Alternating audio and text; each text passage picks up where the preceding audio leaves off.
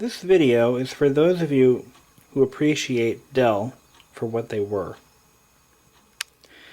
This is a machine that I just picked up from the landfill, of course, and it was sitting in a box of VCRs. It caught my eye because I saw the textured black finish. I didn't even look at it, I just grabbed it, threw it in my trunk, and drove off.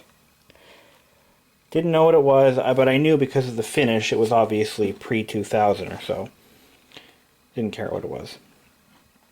Imagine my surprise when I pulled it out, took a closer look at it, and realized what I had just picked up. This is one of Dell's top-of-the-line notebooks from around 1997 to 1998. It is an amazing piece of machinery from back in the days when Dell didn't suck. Now, Dell never really made anything. I mean, they never actually manufactured notebooks. They've always outsourced them to other vendors. But they always chose which vendor manufactured their equipment. They also chose what level of quality they were willing to pay for. This machine is one of the better quality machines. Of all the Dells that I've seen of this time period, the Latitude series was their professional or business end grade machine. Higher grade machine, I should say. The Latitude series was always above the Inspiron. The Inspirons are more of an entry level or budget notebook. The Latitudes were designed to be carried around by the business and the yuppies, the owners of companies, men with power and women with power, and the quality reflects that. Now let me get off my soapbox and we'll take a good look at this machine and talk about what it is, what it does, what it runs. This computer is in amazing condition. On a scale of 1 to 10, I give it a 10. It has been pampered its whole life. I can tell just by looking at it.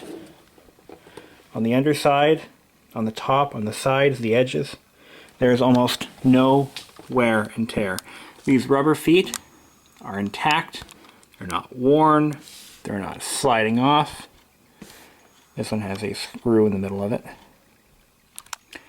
The labels are intact. They're not peeled. They're not scratched. There is not one freaking scratch on this entire machine. Not one. Now let's open it up.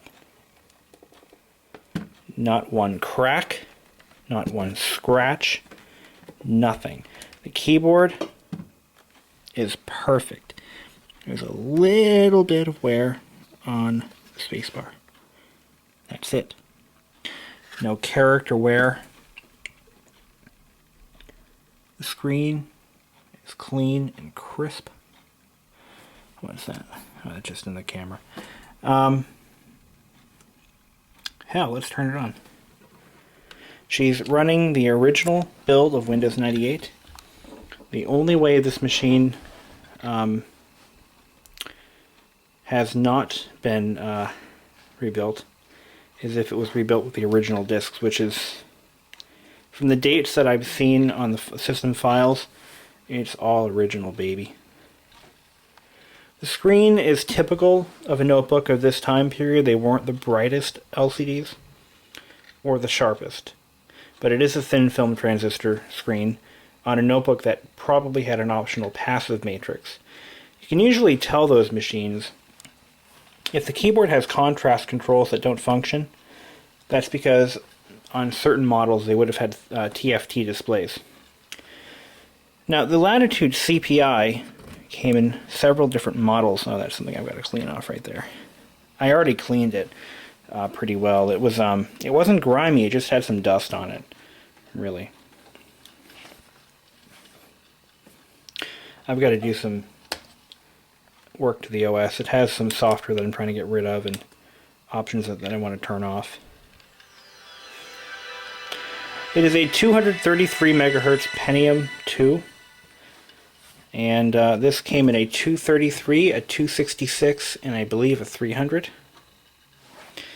In fact, let me take a look at the model. I'm pretty sure this is a 233 model. Put it on the side here. This is a more compact notebook, but it is still a full-size notebook. This is... Where's the model? Model PPL. It's a 266. Okay, so it's the middle of the road model. Yeah, 266, 233, and 300 were the three versions you could get. It has 64 megs of RAM, upgradable to, if I'm not mistaken, 128. No, definitely 256. With special modules, you could get it up to 256. It uses it uses EDO SODIMMs. I don't have any of those to put in it, so I haven't tried upgrading it. But as you can see, it works just fine. Doesn't have any viral activity or anything unusual. Now, one big problem I have with this machine, specifically with the original owner, they left everything on it. And the original owner was a bank executive. Yeah. Or an account executive for some financial institution. There is a lot of confidential information on this machine. I'm actually going to be rebuilding it, not rebuilding it, but cleaning it off very shortly. A word of caution, if whenever you dispose of a notebook, regardless of how old it is or whether it works or not, take the hard drive out, for God's sakes. You have no idea how much confidential information I've found on these machines that I find. One machine was owned by a dentist, had all of his patient records and personal information, stuff that could be used against him in the court of law. Definitely a violation of every HIPAA law there is. But anyway, I will be cleaning off the original owner's data and safeguarding it to make sure that nothing is released. But let's see, I think he left all of his Outlook stuff on here too. Yeah, okay, no network, yeah, there's no Exchange server, so that's good. It won't pull his email out of it. So we'll, no, we're gonna remove that anyway. Software that it came with, of course, all the Dell utilities. A lot of bank software that I've already taken off, like proprietary account management software. An AOL account with the password stored. Yeah, this guy wasn't thinking. And it did have a modem originally installed. I've yanked it out and I replaced it with a Zircom 10100 Type 3 PC card. Those are always good to have around the house, just for that purpose. They take up an entire Type 3 or 2 Type 2 slots, and it's a great little card to have.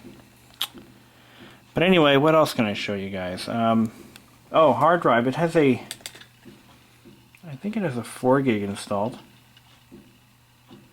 Let's take a look. It has a 2 and 1. It has a 3 gig hard drive divided into 2 drives. Built-in CD-ROM, which I haven't tested yet, but I have no reason to suspect that it does or does not work. This is a multi-bay that could be used for a battery, CD-ROM drive obviously, or a floppy drive that would have been optional. But this is definitely a full-sized, full-featured notebook, but it's more compact than some of the notebooks you've seen today. Back in 1997, this was typically your full-size notebook. They didn't have 17-inch screens. Hell, they didn't even have 15-inch screens back then. I think 15-inch screens came around in the late 90s, and those were like the big screen, huge-ass models, like the multimedia editions. This is, I believe, classified as a 14-inch. Let's measure it and see. No, this is a 13.5-inch screen. So 13 and a half, which is actually bigger than my MacBook Pro, which is sick. But anyway, yeah, so that's how big it is. It doesn't have the track point, which a lot of the later model Dells had. The battery in this laptop is amazing. It's the original battery pack, as far as I know. But I was able to run this laptop on a screensaver with no power save options turned on for approximately 2.5 hours. 2.5 hours. Can you imagine? It is the original battery. I believe it's a nickel metal hydride. And still kicking. Dell Inspector, what is that? Let's see what Dell Inspector does. Probably a system diagnostic utility. But of course, there is nothing wrong with this machine.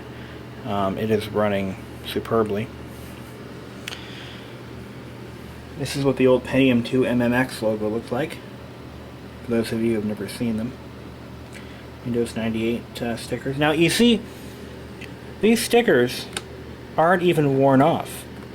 Typically on a laptop that's been used heavily or regularly, those stickers would have been well worn.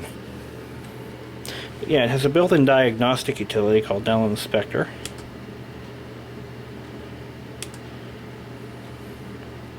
Windows 95.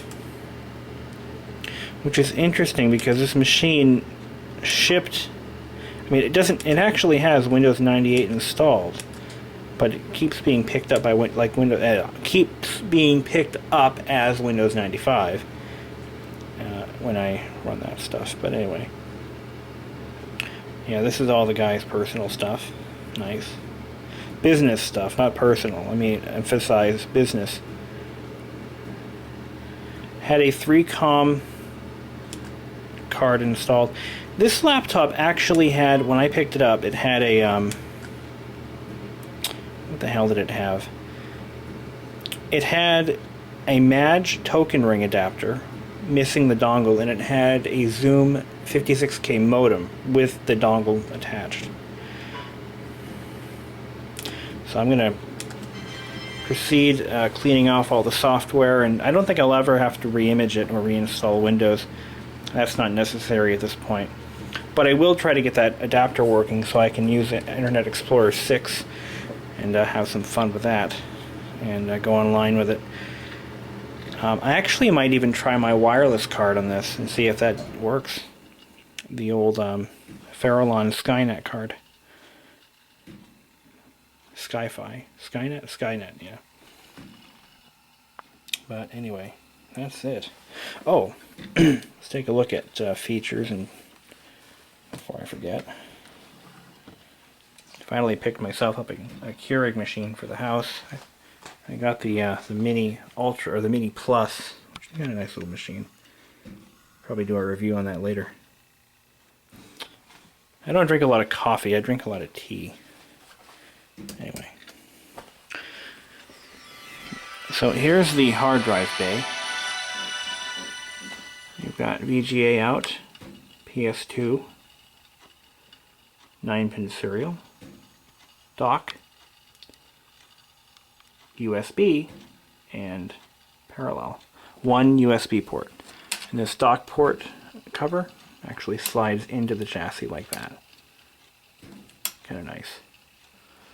This is an improvement actually over many original designs which had flip down doors that would always break off. Of course, the obligatory PCMCIA slot. Speakers are mounted on the side. Microphone is mounted right there in the screen hinge area. On this side you've got a cooling vent, and I'll show you that in a sec. Microphone, headphone, sound in, speaker. And over here we have a cooling fan. Oop. I get the damn thing to focus.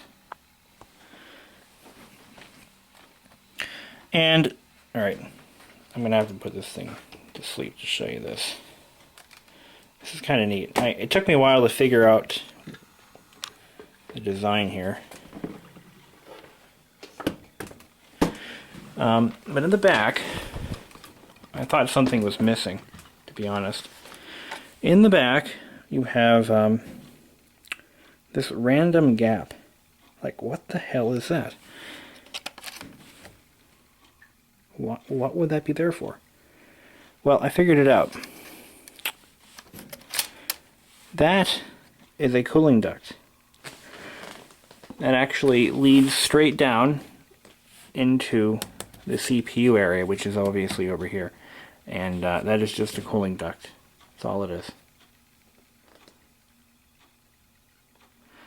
There's the infrared, which has pretty much disappeared from every machine made today. The only real defect this machine has is a little bit of warpage in this plastic cover. As you can see, there's a bit of a gap here. It's not broken. Nothing's loose. It's just the plastic may have deformed. If this machine were used on a desk constantly, which it may have been, this would have more than likely heated up a little bit and kind of warped. That happens on a lot of laptops. It was a really huge problem in the early Pentium 2 days, especially during the early Pentium days. These machines would run hotter than the sun and would warp. I've seen a lot of IBM ThinkPads with major warpage in the plastics that had nothing else wrong with them otherwise. But any time they come up with a new processor, stuff it in a laptop, they always have cooling issues. Plastic warps, things melt. Well, not really that hot. But I've seen a lot of that over the years. But there you have it, the Dell Latitude CPI. Till then.